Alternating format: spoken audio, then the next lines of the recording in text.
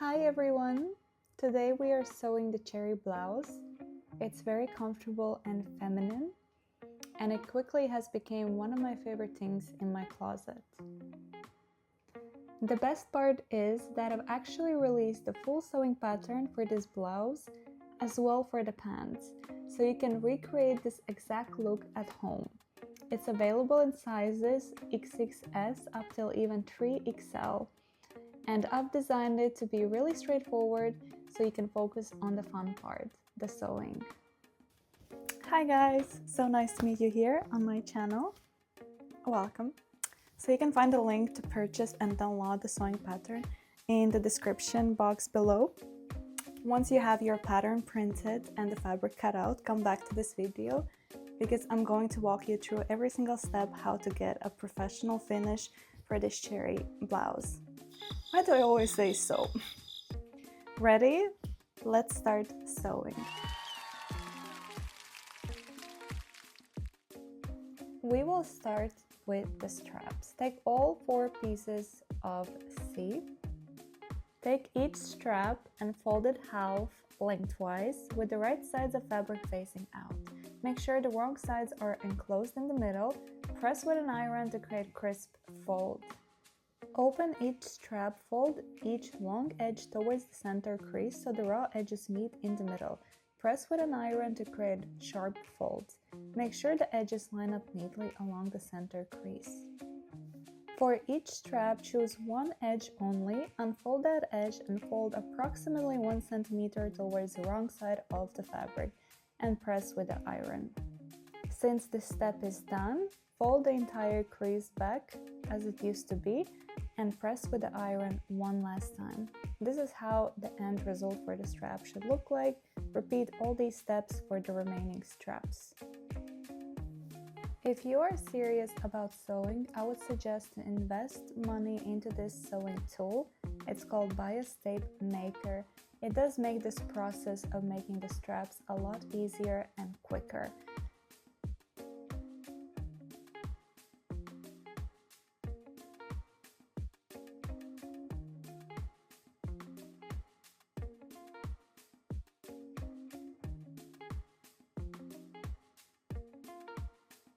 Repeat all these steps of ironing and pressing for all the remaining straps. Once again, fold 1 cm approximately towards the wrong side of the fabric and press, only for one edge of each strap.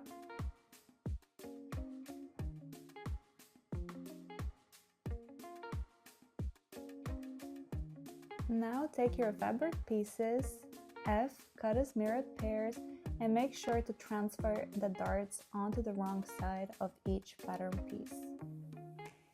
You can use tailor's chalk or washable fabric pen or your preferred marking tool. Now you have to pin the darts into place. You can either use your preferred method or you can see how I am doing it. I prefer doing it this way. I just take a very sharp pin and make sure that once I poke it through, I do poke it on both sides following the line, and once it matches perfectly, I take another pin and pin it away from the drawn line so it doesn't get caught while I'm stitching with the sewing machine. I take the corner of the dart and make sure the fabric is flat. I put in the pin, and then at the end I do remove that pin I insert in the drawn line so I can easily with the sewing machine just stitch the dart line.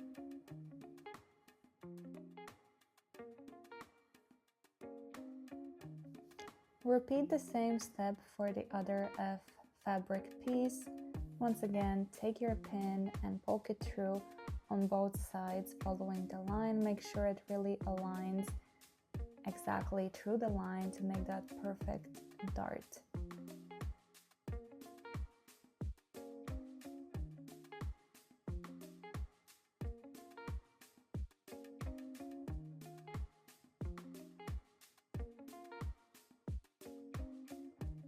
Now you can see we have perfectly pinned the darts onto the wrong side of the fabric. It is time to stitch them into place.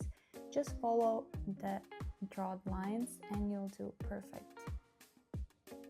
Here was my breakfast for the day, super delicious. To stitch the darts, use straight stitch, do backstitching at the beginning and end, and just follow the drawn line exactly. And as well, you can do backstitch at the very end. Some prefer not to do it and leave long threads and then cut them and tie the knot, but I've been just doing the backstitching at the end of the dart and it has worked perfectly for me. Anyhow, do whatever you prefer. I just prefer it to do it this way, and it turns out perfect anyhow. Once the darts are stitched, make sure to iron them onto the bottom of the top. So imagine the blouse and iron the darts downwards. Take the fabric piece B that we cut out on the fold line and make sure that the wrong sides of fabric are touching each other because we're gonna make our first French seams. So make sure the shoulder lines align perfectly and pin them into place. Using a straight stitch, stitch the shoulder lines together. Use 1/2 centimeter seam allowance on both sides. Do backstitching at the beginning and end.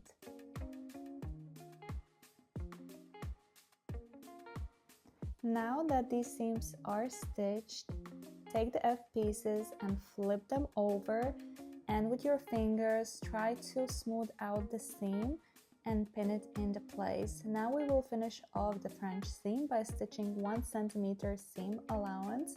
This will ensure that the raw edges of this seam are enclosed in the middle and the seam will be beautifully clean without the need of serger or the zigzag stitching.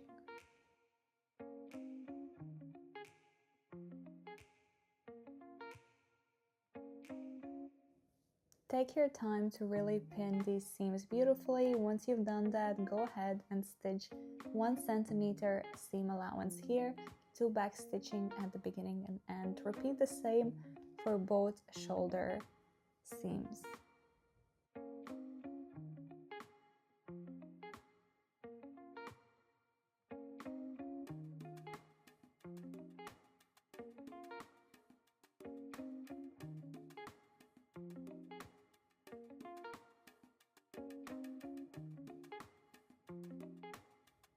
After the shoulder seams are stitched, make sure to iron them onto the back side of the blouse, so facing the B piece direction.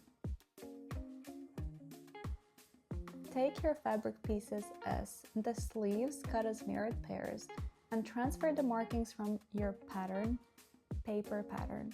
Label each sleeve clearly. Mark one side with F for front and the other with B for back, so you know which edge connects to the front and which to the back. Make sure to do this step, it's gonna make the attaching sleeves much easier. Once both fabric pieces S are fully marked, set your sewing machine to the widest stitch length. Sew a basting stitch along the sleeve edge using 1/2 centimeter seam allowance. Make sure to leave long threads at the beginning and end. Stitch from one marking to the other. Repeat this for both sleeve pieces. When you stitch the basting stitch, do not backstitch at the beginning and end. It is very important that you avoid the backstitching.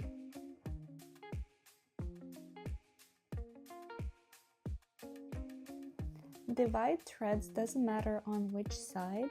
Make sure just to pull one thread, and like this you can gather the sleeve. It is time to connect sleeves to the main part of the blouse. Make sure to place the main part of the blouse with the right side of the fabric facing the surface and wrong side facing up. Now take one of the sleeve pieces and make sure that the B marking, which is meant for the back, is aligning together with the back, and the F marking is aligning together with the front.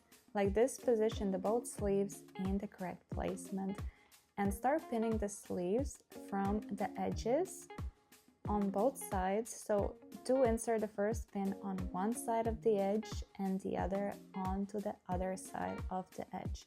And carefully start pinning the sleeve inwards, and like this you will also be able to gather the ruffle so the sleeve fits perfectly into the curved line. Really go slowly and take your time, there is no rush at this step.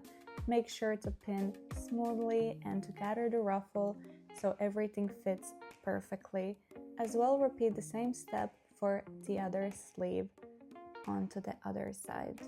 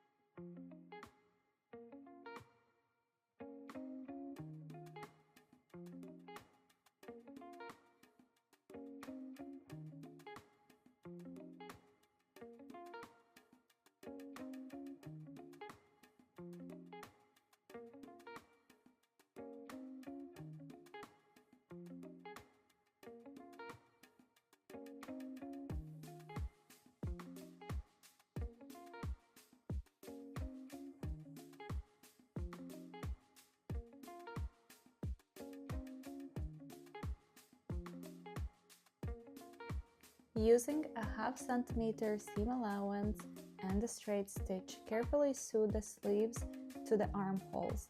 Backstitch at the beginning and end to secure the seam. Make sure to stitch just above the basting line so the basting threads won't show on the other side of the fabric. Sew slowly and smoothly, keeping the fabric evenly eased for a neat and professional finish.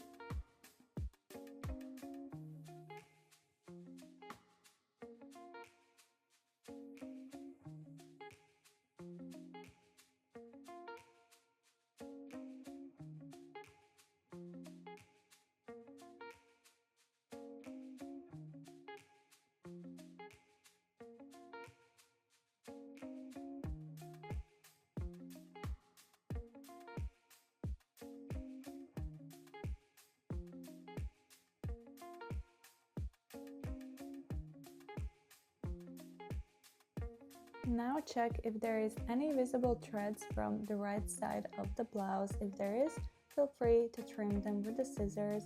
As well, for me it happened that the basting stitch was visible from the right side of the blouse, so I used the seam ripper to undo this seam. So in case your seam as well is visible from the right side, do not worry, just simply use a seam ripper to undo that stitching line. So from the right side it is clean and beautiful.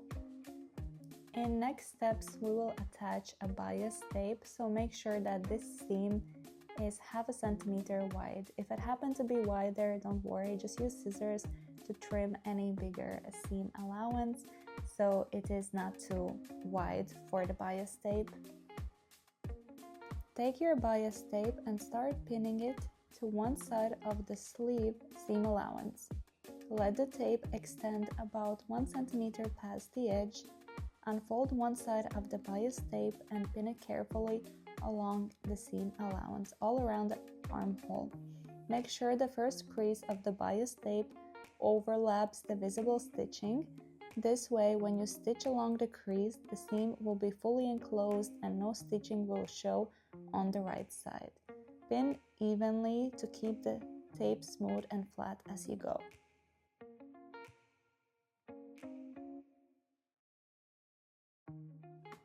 It is very important to use many pins, as many as possible, and really take your time and go very slowly to make sure that you pin everything perfectly.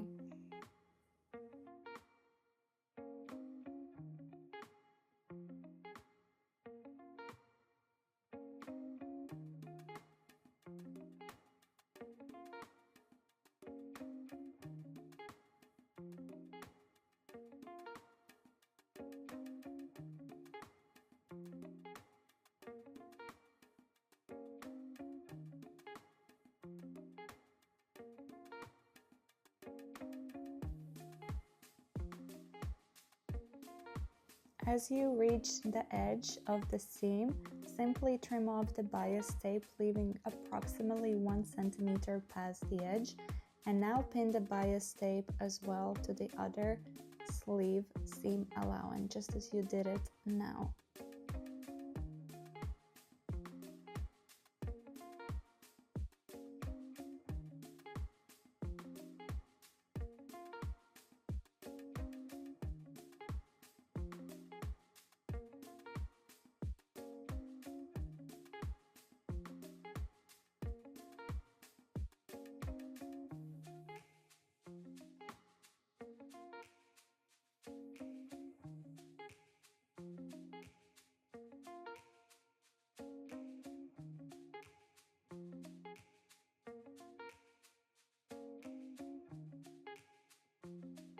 Using a straight stitch, sew carefully along the crease of the bias tape around the entire armhole. Backstitch at the beginning and end to secure your stitching. Once finished, repeat the same process for the other armhole, ensuring both are neatly enclosed and the stitching remains invisible from the right side.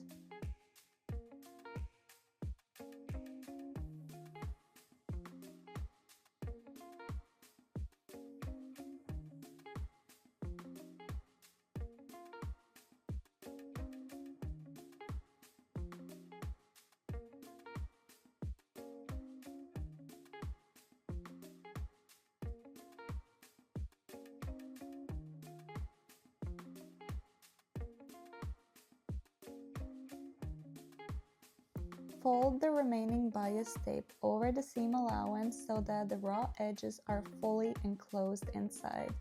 If needed, trim a little of the seam allowance to reduce bulk.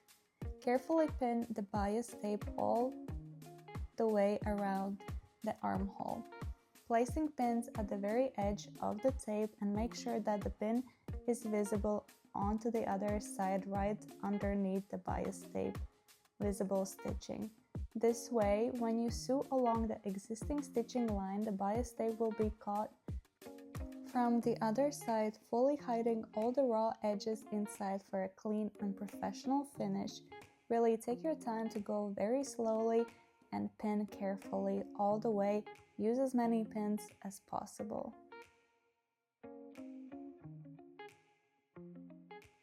After you pin each pin, make sure to check that from the other side it is right under the visible stitching line.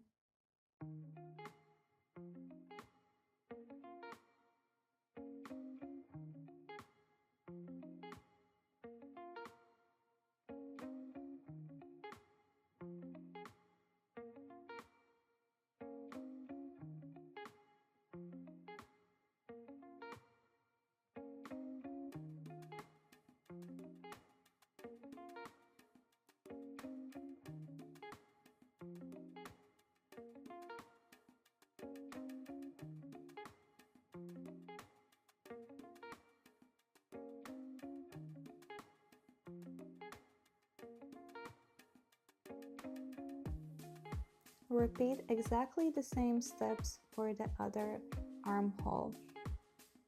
Carefully sew along existing stitch line of the bias tape on the armhole.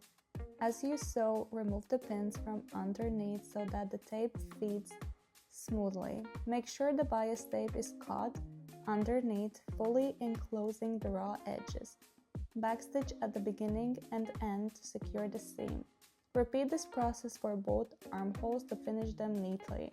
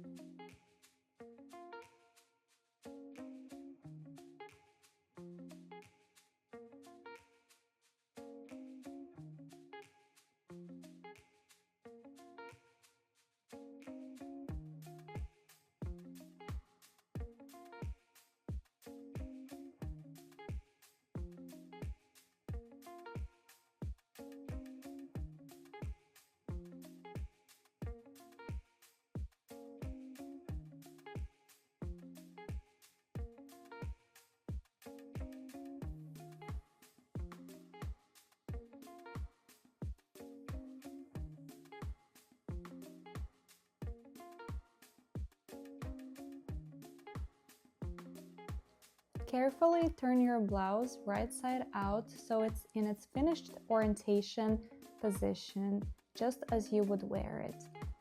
Align carefully the arms and the sides. Trim off the bias tape that is extending past the edges. Take one pin and pin the armhole seams together to hold them in place. Make sure the bias tape is folded neatly towards the side of the arm. If you feel like there's gonna be too much of bulk, you can fold the bias tape one towards the arm and the other facing down the side seam, whatever you prefer, and then continue pinning the rest of the arm and the side. Repeat the same for the other side of the blouse.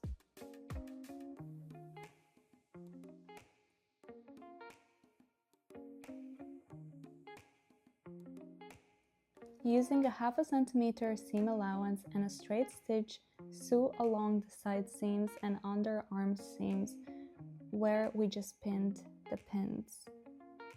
Go very slowly when you reach the armhole seam, as it can be bulky because of the bias tape. If necessary, use a hand-guided stitching with the machine to keep the control. Make sure to repeat this process for the both sides of the blouse.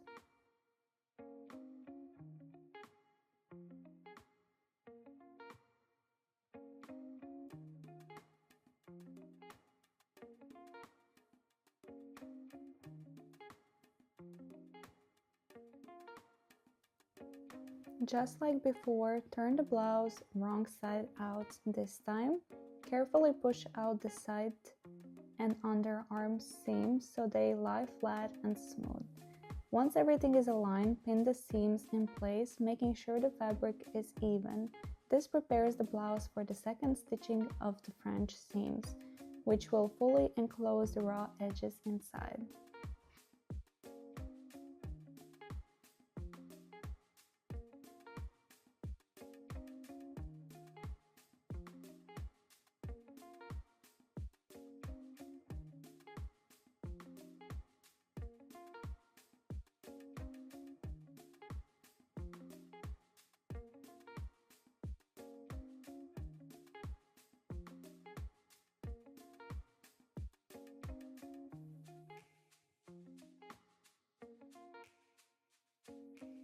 Sew along the pinned side and underarm seams using a 1 cm seam allowance and a straight stitch on your sewing machine.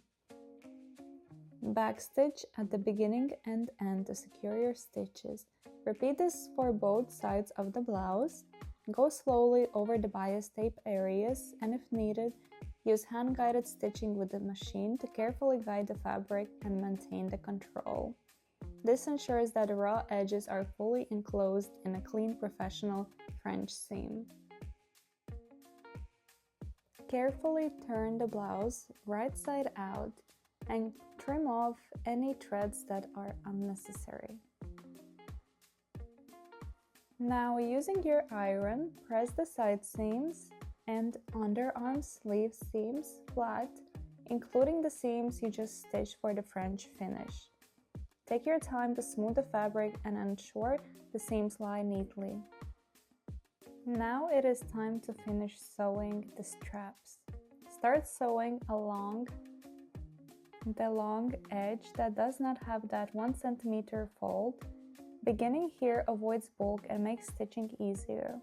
Use a straight stitch, sewing close to the folded edge for a neat finish.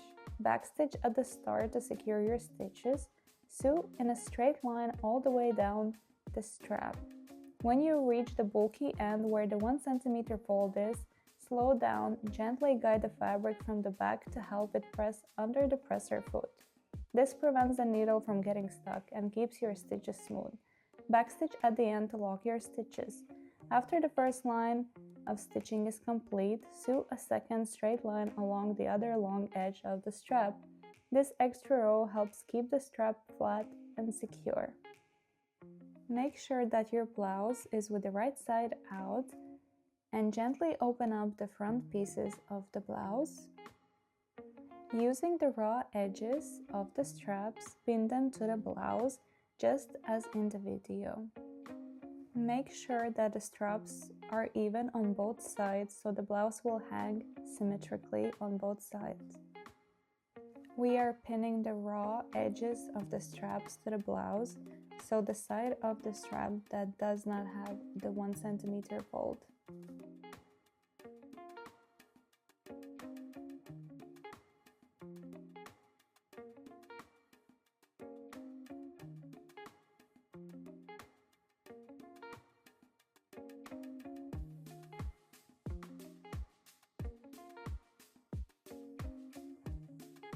Using a 0.5 cm seam allowance or less, sew back and forth over the top of each strap to really secure them firmly to the blouse. Make sure that your stitching is straight and even.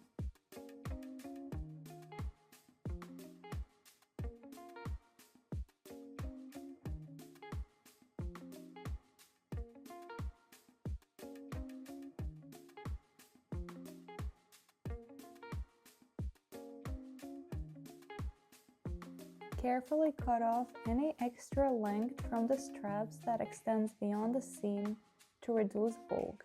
Leave just enough fabric for a neat finish, making sure not to cut too close to your stitching. Just like before, take your bias tape and carefully pin it all around the neckline and front edges of the blouse. Make sure the first crease of the bias tape overlaps the visible stitching where the straps were attached. This way, when you sew along the crease, the stitching will be fully hidden, giving a clean finish.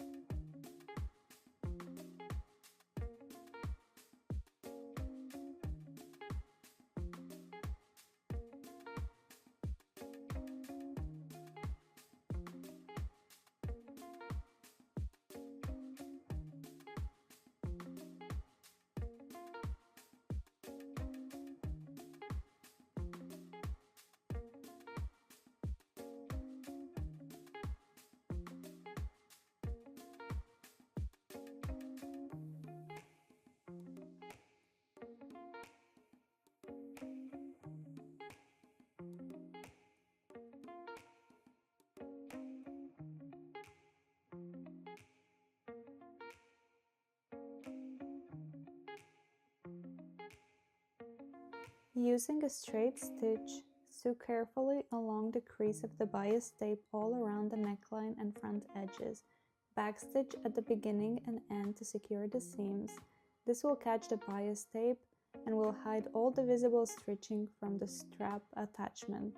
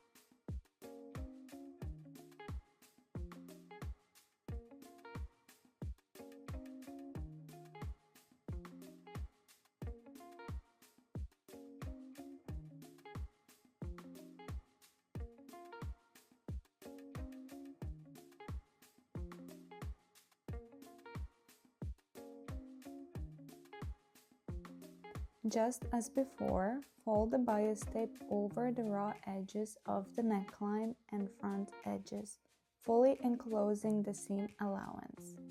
Pin it in place, making sure the pins are visible from the underside, just beneath the existing stitching line. If it is necessary, trim some of the seam allowance to reduce bulk. This ensures that when you stitch along the crease, the bias tape is caught underneath and all raw edges are neatly hidden.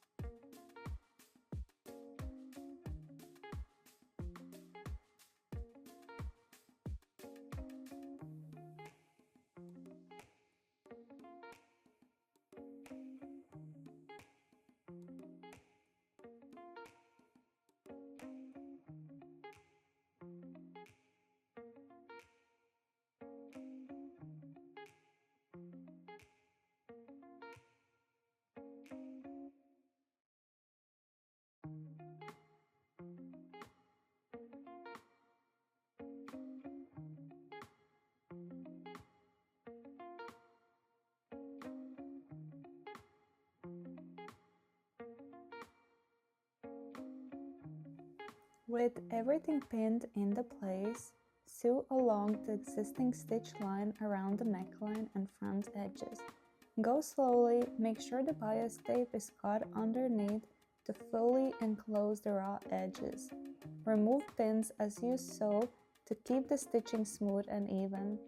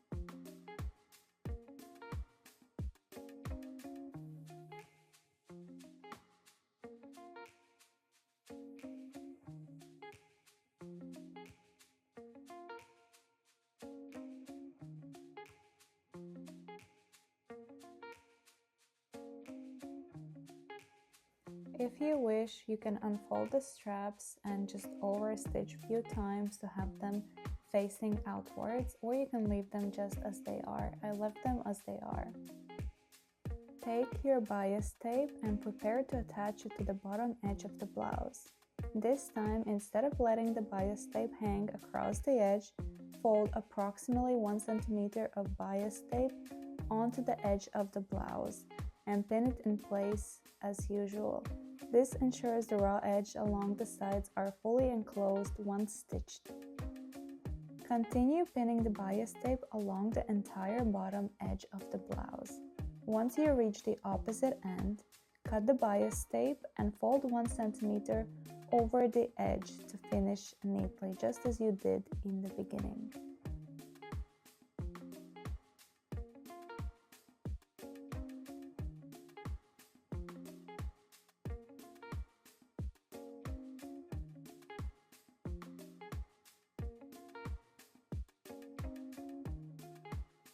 So here you cut the bias tape and you make sure to fold the raw edge onto the blouse side, aligning the side perfectly, and pin it in place. Using a straight stitch, sew carefully along the existing crease of the bias tape all around the bottom edge of the blouse. Backstitch at the beginning and end to secure your stitches. Keep your stitching even.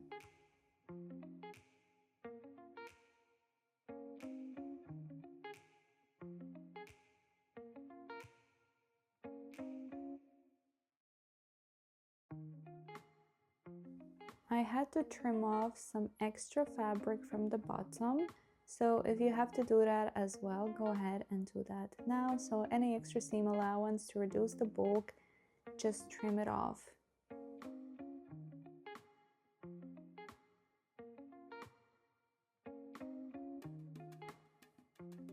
Now, just as before, fold the bias tape over the raw edge at the bottom of the blouse so it fully encloses the seam allowance inside. Pin it all around, making sure the seam allowance sits neatly in the middle of the fold. If the fabric feels bulky, trim the seam allowance slightly to reduce thickness.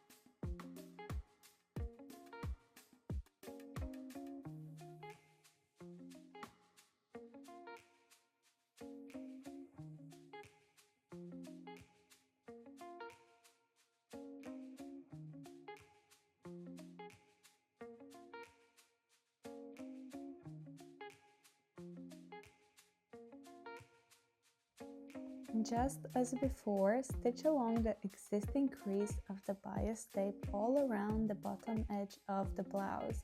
Go slowly, make sure the bias tape is caught from underneath to enclose all raw edges neatly.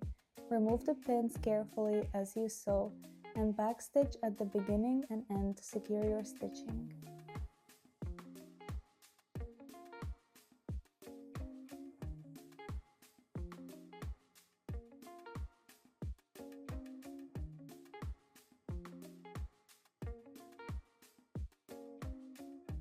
Now it's time to finish the sleeves. Start by placing the bias tape along the sleeve seam, using that point as your starting position. Fold about 1 cm of the bias tape inward to hide the raw edge. Then pin it all around the sleeve hem. Once you reach the starting point again, trim the end of bias tape so it slightly overlaps the folded section for a neat finish.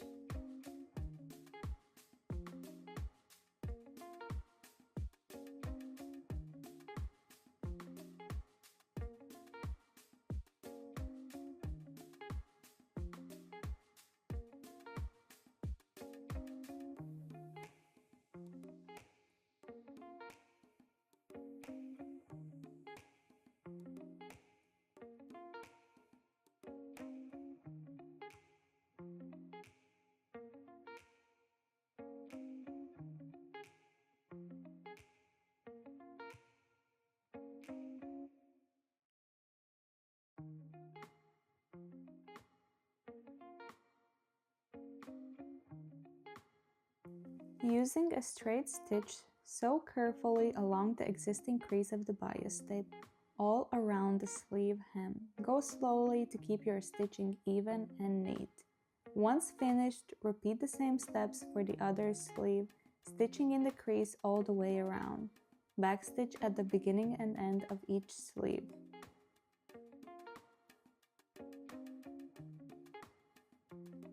Just as before, fold the bias tape over the raw edge of each sleeve hem to fully enclose the seam allowance inside.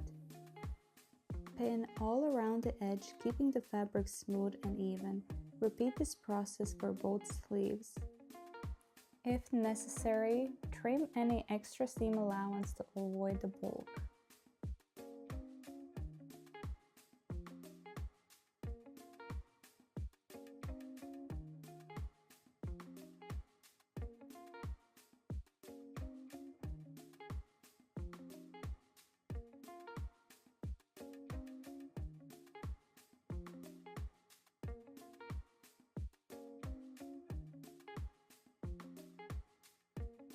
Just as before, sew carefully along the existing stitch line around each sleeve hem, making sure the bias tape is caught underneath to fully enclose the raw edges inside. Go slowly and remove each pin as you sew to keep your stitching smooth and even. Repeat this for both sleeves, backstitching at beginning and end to secure your stitches.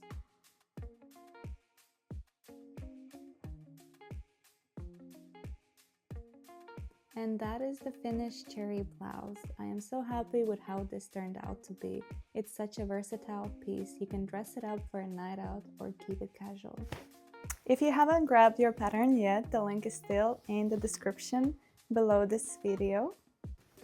And for those who followed along this sewing tutorial, I would love to see your version. So please tag me on Instagram, Eat the Sewing Patterns. I would love to see your creations come to life.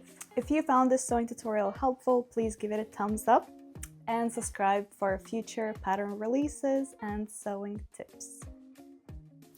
Thank you so much for watching, and I'll see you in the future projects. Bye!